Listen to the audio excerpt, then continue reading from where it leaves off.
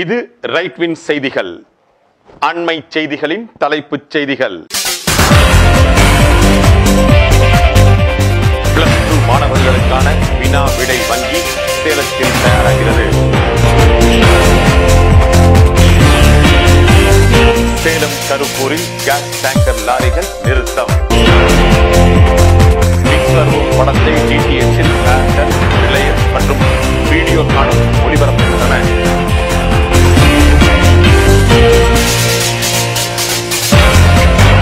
T20 தரவரிசை முதலிடம் இந்திய அணி வாய்ப்பு.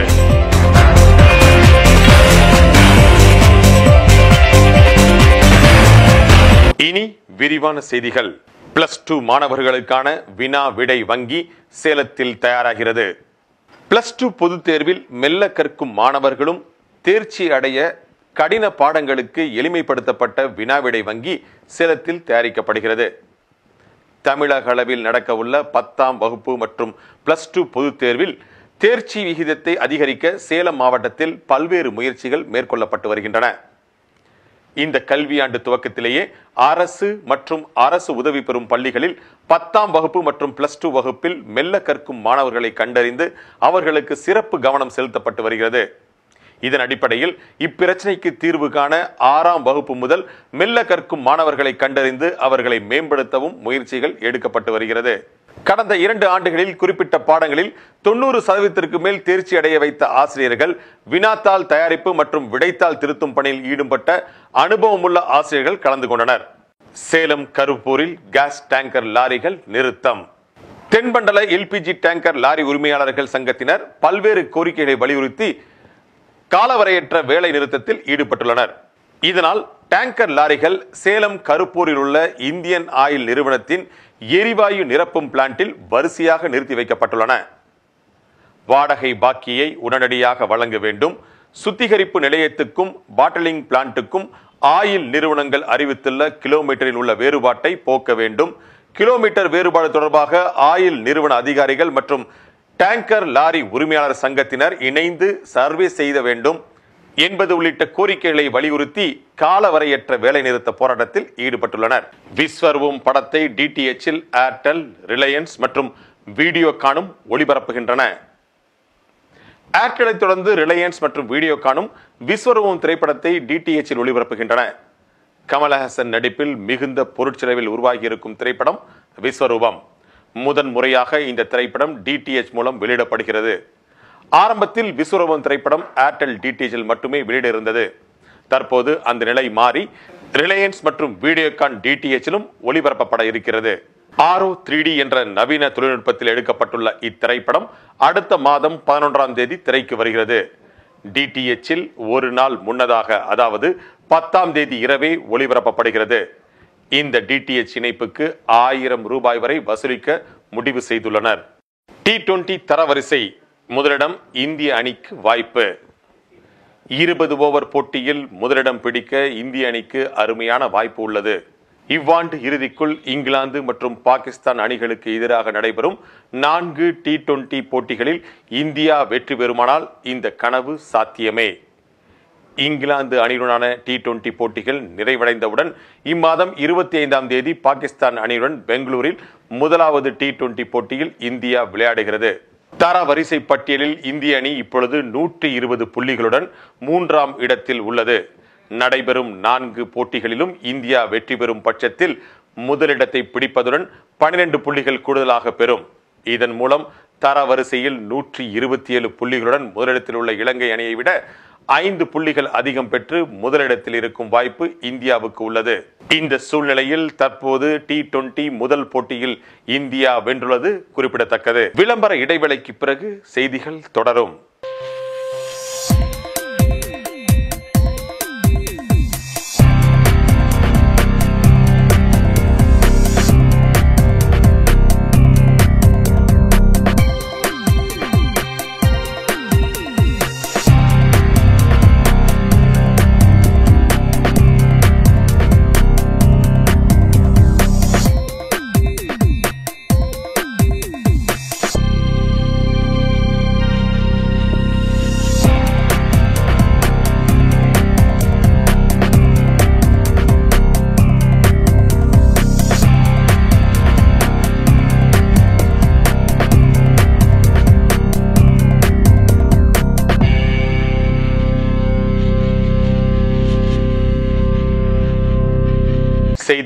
தொடர்கின்றன.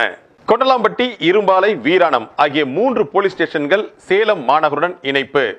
சேலம் மாவட்டத்தைச் சேர்ந்த 3 போலீஸ் ஸ்டேஷன்கள் மாநகருடன் இணைவதால் அதன் எல்லை விரிவடைகிறது. சேலம் மாநகரத்தில் 11 சட்டம் ஒழுங்கு போலீஸ் ஸ்டேஷன்களும் 3 மகளிர் போலீஸ் ஸ்டேஷன்களும் உள்ளது. ஐஜி அந்தஸ்து கொண்ட மாநகர போலீஸ் சரகத்தின் எல்லை மிகவும் சிறியதாக இருந்தது. இதையடுத்து இதன் எல்லையை விரிவுபடுத்த வேண்டும் என்ற கோரிக்கை எழுந்தது. தற்போதைய போலீஸ் கமிஷனர் மஹாலி இதற்காக நடவடிக்கை மேற்கொண்டார். இதையடுத்து தற்போது சேலம் மாவட்டத்தைச் சேர்ந்த 3 போலீஸ் ஸ்டேஷன்களை சேலம் மாநகரத்திற்குள் சேர்த்து தமிழக அரசு உத்தரவிட்டுள்ளது. அதன்படி கொண்டலாம்பட்டி, இரும்பாலை, வீராணம் ஆகிய 3 போலீஸ் ஸ்டேஷன்களும் ஓமலூர் போலீஸ் ஸ்டேஷன் பகுதியைச் சேர்ந்த 14 கிராமங்களும் மாநகர போலீஸ் எல்லைக்குள் வருகிறது. சேலம் சரகத்தில் உயிரிழப்பை ஏற்படுத்திய 438 பேர் லைசன்ஸை வட்டார போக்குவரத்து அதிகாரிகள் ரத்து செய்துள்ளனர். சேலம் சரகத்தில் சாலை விபத்தில் உயிரிழப்பை ஏற்படுத்திய 438 பேரின் லைசன்ஸை வட்டார போக்குவரத்து அதிகாரிகள் ரத்து செய்துள்ளனர். சாலை விபத்துகளை தடுக்க தமிழக அரசு பல்வேறு நடவடிக்கைகளை எடுத்து வருவது உங்களுக்கு தெரிந்தது. போதையில் வாகனம் ஓட்டுபவர்களின் லைசன்ஸை ரத்து செய்ய வட்டார போக்குவரத்து அலுவலர்களுக்கு அரசு உத்தரவிட்டுள்ளது. அதன்படி சேலம் போக்குவரத்து சரகத்திற்கு உட்பட்ட சேலம், தர்மபுரி, கிருஷ்ணகிரி மாவட்டங்களில் குடிபோதையில் வாகனம் ஓட்டியவர்களின் லைசன்ஸையும் சாலை விபத்தில் உயிரிழப்பு ஏற்படுத்திய ஓட்டுநர்களின் லைசன்ஸையும் ரத்து செய்ய அந்தந்த வட்டார போக்குவரத்து அலுவலர்களுக்கு போலீசார் பரிந்துரை செய்து வருகின்றனர். இதில் ஜனவரியிலிருந்து நவம்பர் மாதம் வரை 498 பேரின் ஓட்டுநர் உரிமத்தை வட்டார போக்குவரத்து அதிகாரிகள் ரத்து செய்துள்ளனர். ரயில்வே போலீசாருக்கு சேலத்தில் துப்பாக்கி சுடும் பயிற்சி. ஈரோடு, காட்பாடி, ஜோலார்பேட்டை ரயில்வே போலீசாருக்கு சேலத்தில் துப்பாக்கி சுடும் பயிற்சி அளிக்கப்பட்டது. சேலம் ரயில்வே கோட்டத்துக்கு உட்பட்ட தமிழ்நாடு ரயில்வே போலீசாருக்கு ஆண்டுதோறும் துப்பாக்கி சுடும் பயிற்சி ஏற்காடு அடிவாரத்தில் அளிக்கப்பட்டு வருகிறது. இதன்படி சேலம், ஈரோடு, ஜோலார்பேட்டை, காட்பாடி ஆகிய மண்டலங்கள் உட்பட்ட ரயில்வே காவல் நிலையங்களில் பணியாற்றும் எஸ்ஐக்கள், ஏட்டுக்கள் சேலம் ஏற்காடு அடிவாரத்தில் துப்பாக்கி சுடும் பயிற்சி அளிக்கப்பட்டது. டிஎஸ்பி ராஜேந்திரன், இன்ஸ்பெக்டர் மணிகண்டன் தலைமையில் நடந்த இந்த பயிற்சியில் 90க்கும் மேற்பட்ட போலீசார் பங்கேற்றனர். இதில் கார்பன், மஸ்கட், எஸ்எல்ஆர் வகை துப்பாக்கிகளை பயன்படுத்தி பயிற்சிகள் எடுத்தனர். சேலம் சங்ககிரி அருகே பூமி திடீர் விரிசல், பொதுமக்கள் பீதி. சேலம் மாவட்டம் சங்ககிரி அருகே உள்ளது அரியாம்பாளையம். இந்த ஊரின் கிழக்கு பகுதியில் சேலத்திலிருந்து ஈரோடு செல்லும் ரயில்வே பாதையின் அருகில் நிலப்பரப்பில் திடீரென விரிசல் தோன்றியுள்ளது. இதனை கண்டு அங்கு ஆடு மேய்க்க சென்றவர்கள் அதிர்ச்சி அடைந்தனர். மேட்டூர் அணை நீர்மட்டம் குறைந்தது. சேலத்திற்கு குடிநீர் விநியோகம் செய்ய மிதவை மின் மோட்டார் பொருத்தப்படுகிறது. மேட்டூர் அணையின் நீர்மட்டம் சுமார் 5 ஆண்டுகளுக்கு பிறகு 40 அடிக்கும் கீழ் குறைந்துள்ளது. குடிநீர் தேவைக்காகவும் மீன் வளத்தை பாதுகாக்கவும் அணையில் 9.5 டிஎம்சி தண்ணீர் இருப்பு வைக்க வேண்டும். தற்போது நீர் இருப்பு 10.97 டிஎம்சியாக குறைந்துள்ளது. அணையிலிருந்து நீர் திறப்பது விரைவில் நிறுத்தப்படும் சூழல் உருவாகியுள்ளது. எனவே இன்னும் ஓரிரு நாளில் மேட்டூர் அணையிலிருந்து பாசனத்திற்கு நீர் திறந்து விடுவது நிறுத்தப்படும் என பொதுப்பணித்துறை அதிகாரிகள் தெரிவித்துள்ளனர். அணையிலிருந்து நீர் திறந்து விடுவது நிறுத்தப்படும் அபாய நிலை ஏற்பட்டுள்ளதால் டெல்டா பாசன விவசாயிகள் கவலை அடைந்துள்ளனர். மேட்டூர் அணையிலிருந்து சேலம் மாநகராட்சிக்கு குடிநீர் விநியோகம் செய்யப்பட்டு வருகிறது. இதற்காக அணையின் இடது கரை பகுதியில் ராமன் வால்வு டவர் அமைக்கப்பட்டுள்ளது. இங்கிருந்து நாள் ஒன்றுக்கு 24 MLT தண்ணீர் எடுக்கப்படுகிறது. இந்நிலையில் அணையின் நீர்மட்டம் 40 அடிக்கும் கீழே குறைந்துள்ளதால் மிதவை மோட்டார்கள் மூலம் தண்ணீர் எடுக்க ஏற்பாடுகள் நடந்து வருகிறது. அதன்படி 135 குதிரை திறன் கொண்ட 2 மின் மோட்டார்களும் 170 குதிரை திறன் கொண்ட 1 மின் மோட்டாரும் பொருத்தப்படுகிறது. இதற்கான பணியில் சேலம் மாநகராட்சி ஊழியர்கள் இரவு பகலாக ஈடுபட்டு வருகிறார்கள். 21ஆம் தேதி உலகம் அழிய போகிறது என கூறி 1 லட்சம் பணம் விநியோகம், பரபரப்பு. தர்மபுரி மாவட்டம் அரூர் அடுத்த ஆர் கோபிநாதம்பட்டியைச் சேர்ந்த கரும்பு வியாபாரி குழந்தை தம்பி 21ஆம் தேதியுடன் உலகம் அழிய போகிறது என்றும் அதனால் இப்பகுதி மக்கள் அனைவரும் சந்தோஷமாக இருக்க வேண்டும் என கூறி வங்கியில் இருந்து 1 லட்சம் ரூபாய் பணத்தை எடுத்து வந்து அப்பகுதி மக்கள் சிலரிடம் 1000, 2000 என விநியோகம் செய்தார். மேலும் அவர் பொதுமக்களிடம் கூறும் பொழுது, வரும் 21ஆம் தேதியுடன் உலகம் அழிய போகிறது, அதனால் நீங்களும் உங்கள் குழந்தைகளும் சந்தோஷமாக இருக்க வேண்டும். உலகம் அழிந்துவிட்டால் நிறைவேறாத ஆசைகளால் ஆத்மா சாந்தி அடையாது. எனவே உங்கள் குழந்தைகளின் ஆசைகளை நிறைவேற்றுங்கள். ஒருவேளை 21ஆம் தேதி உலகம் அழியாவிட்டால் இந்த பணத்தை திருப்பி கொடுத்து விடுங்கள் என்று கூறியுள்ளார். இந்த தகவல் பரவியதை அடுத்து தர்மபுரி உள்ளிட்ட பல்வேறு பகுதியிலிருந்து அவரை பார்க்க மக்கள் சென்றனர். ஆனால் குறிப்பிட்ட நேரத்திற்கு பின் அவர் எங்கு தேடியும் கிடைக்கவில்லை. இதனால் அவரை தேடி வந்தவர்கள் ஏமாற்றத்துடன் திரும்பிச் சென்றனர். இந்த சம்பவத்தால் அப்பகுதியில் பெரும் பரபரப்பு ஏற்பட்டது. தக்காளி விலை கூடை ஒன்றுக்கு 60 ரூபாய். தக்காளி விவசாயிகள் கவலை. பாலக்கோடு பகுதியில் தக்காளி அதிக அளவில் சாகுபடி செய்யப்படுகிறது. பாலக்கோடு, வெல்ரம்பட்டி, காசம்பட்டி, திருமல்வாடி, கீரியம்பட்டி, பொம்மிடி, பாப்பரப்பட்டி, அண்ணாமலைஹள்ளி, சென்னப்பன் கொட்டாய் ஆகிய பகுதிகள் மற்றும் அதை சுற்றியுள்ள கிராமங்களில் ஆண்டு முழுவதும் தக்காளி சாகுபடி செய்யப்படுகிறது. இப்பகுதிகளில் அறுவடை செய்யப்படும் தக்காளி விற்பனைக்காக தினமும் பாலக்கோட்டில் உள்ள தக்காளி மார்க்கெட்டிற்கு கொண்டு வரப்படுகிறது. இவற்றை கோவை, ஈரோடு, சேலம், ஊட்டி, திருச்சி மற்றும் கேரள மாநிலத்தைச் சேர்ந்த வியாபாரிகள் தினமும் வந்து வாங்கிச் செல்கின்றனர்.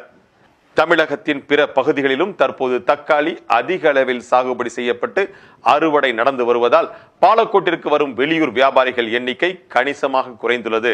சீதாப்பழ சீசன் துவக்கம். வியாபாரம் களை கட்டியுள்ளது.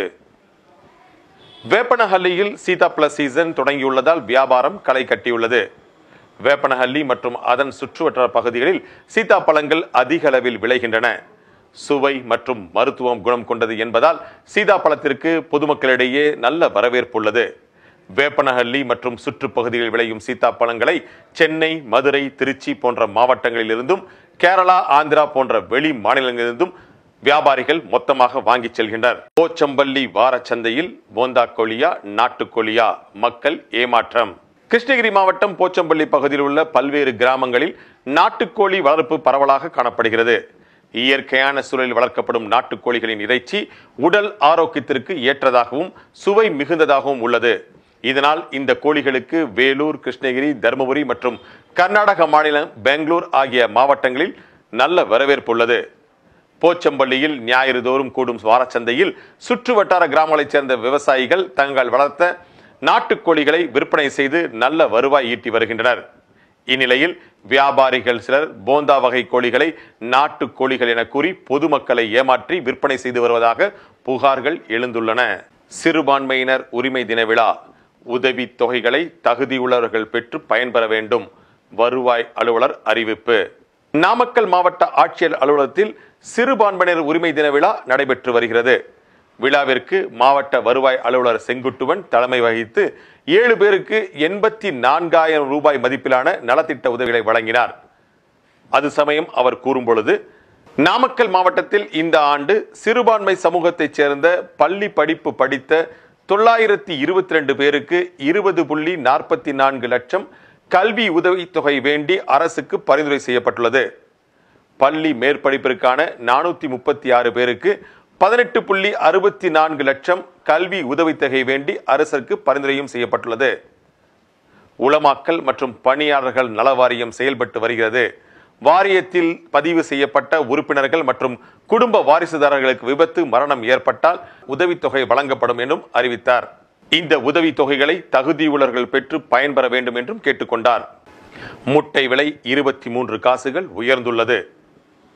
கிறிஸ்துமஸ் புத்தாண்டு கொண்டாட்டத்திற்கு கேக் அதிக அளவில் தயாரிக்கப்படும். கேக் உற்பத்திக்கு முட்டை அதிகம் பயன்படுத்தப்படுவதால் முட்டையின் விலை 23 காசுகள் உயர்ந்துள்ளது.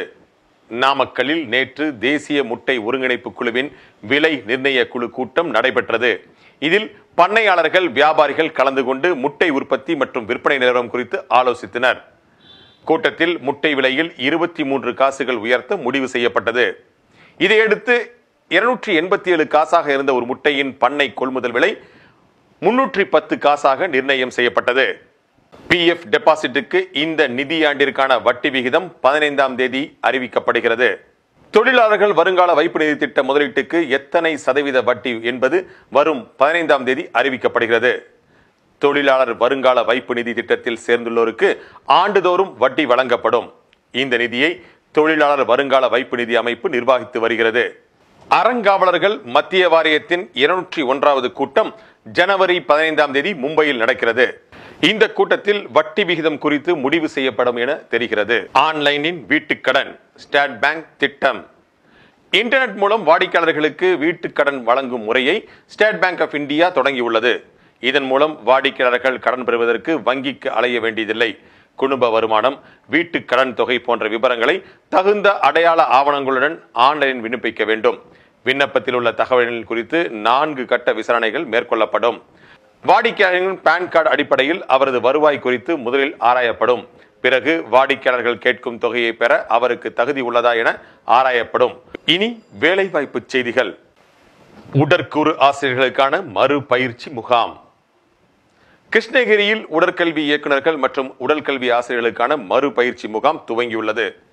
தமிழ்நாடு விளையாட்டு மேம்பாட்டு ஆணையம் கிருஷ்ணகிரி மாவட்ட பிரிவு அலுவலகத்தின் வாயிலாக தமிழ்நாடு விளையாட்டு மேம்பாட்டு ஆணையம் கிருஷ்ணகிரி மாவட்ட பிரிவு அலுவலகத்தின் வாயிலாக உடற்கல்வி ஆசிரியர்களுக்கான மறுபயிற்சி முகாம் கிருஷ்ணகிரி மாவட்ட விளையாட்டு அரங்கில் 3 நாட்கள் நடைபெறுகிறது. நடைபெறும் முகாமில் பொது நீச்சல், ஸ்குவாஷ், ஜிம்னாஸ்டிக், வால் சண்டை, குத்து சண்டை, சதுரங்கம், சாலை சைக்கிள், கடற்கரை கையுந்து பந்து, கேரம், சிலம்பம், வலைப்பந்து ஆகிய விளையாட்டுகளில் பயிற்சி அளிக்கப்படுகிறது. இப்பயிற்சி முகாமில் ஒவ்வொரு விளையாட்டிலும் உள்ள புதிய விதிமுறைகள் மற்றும் நுணுக்கங்கள் உடற்கல்வி ஆசிரியர்களுக்கு பயிற்றுவிக்கப்படுகிறது. ரேஷன் கடைகளில் காலி பணியிடங்களுக்கு ஆட்கள் நியமனம் செய்வதற்கான நேர்காணல். கிருஷ்ணகிரி மாவட்டத்தில் ரேஷன் கடைகளில் காலி பணியிடங்களுக்கு ஆட்கள் நியமனம் செய்வதற்காக நேர்காணல் தொடங்கியுள்ளது. முதல் நாளில் 800க்கும் மேற்பட்டோர் பங்கேற்றனர்.